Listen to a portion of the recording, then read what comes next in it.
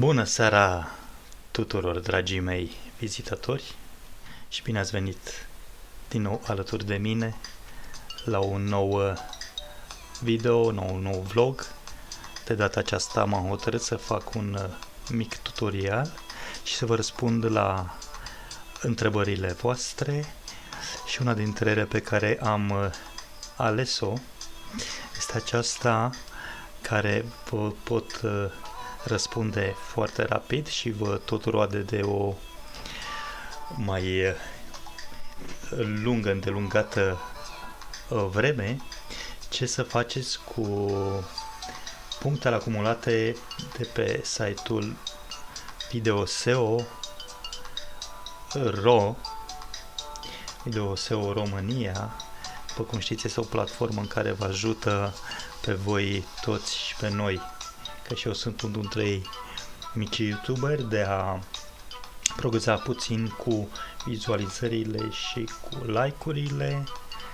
Dar în primul rând, haideți să trecem să vă explic despre această platformă.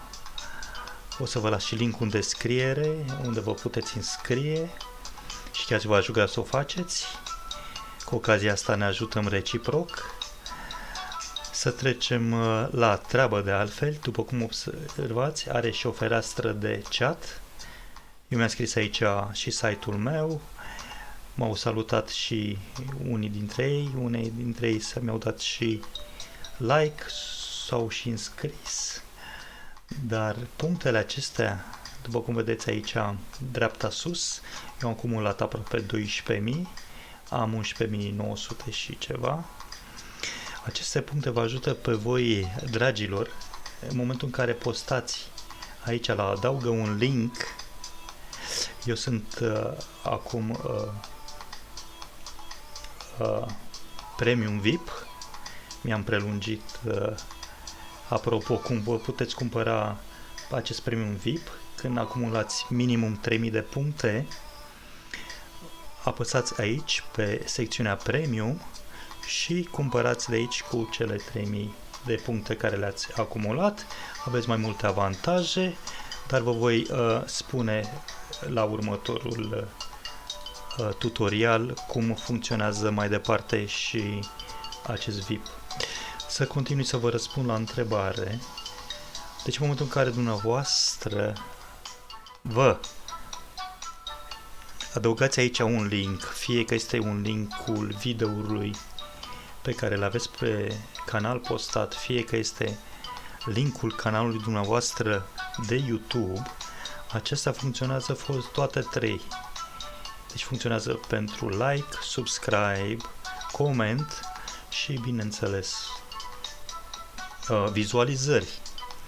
Mai ales dacă aveți membru VIP, vă puteți lungi aici la 600 de secunde view și lumea vă poate urmări cu atenție mai mult timp. Deci aceste puncte vă ajută pe dumneavoastră să vi le oferiți oamenilor care sunt intrați pe like-ul dumneavoastră și în același timp vă accesează linkul și vă urmăresc videourile și canalul cu un like. Sper că mă auziți bine, nu? Tot aici sunt. Asta a fost cam tot pentru astăzi. Sper să vă fie de folos. Linkul pentru înscriere în această platformă Video.SEO.ro, Video.SEO România, îl aveți în descriere. Vă aștept pe toți cu mult drag să accesați și să vă înscrieți la această platformă. Revenim cu un nou video tutorial cât de curând, să vă explic mai multe ce face această platformă și cât de folositoare este fiecărui YouTuber mic. Ușurel, să nu dărmăm situația aici. Vă mulțumesc că m-ați urmărit. Din tot sufletul vă pup. Cui a plăcut acest mic tutorial, vă aștept pe toți cu un like de ce nu subscribe, un coment și să ne auzim cu bine curând. O zi superbă, în continuare rămâneți alături de mine. Vă pup, pofoloșilor!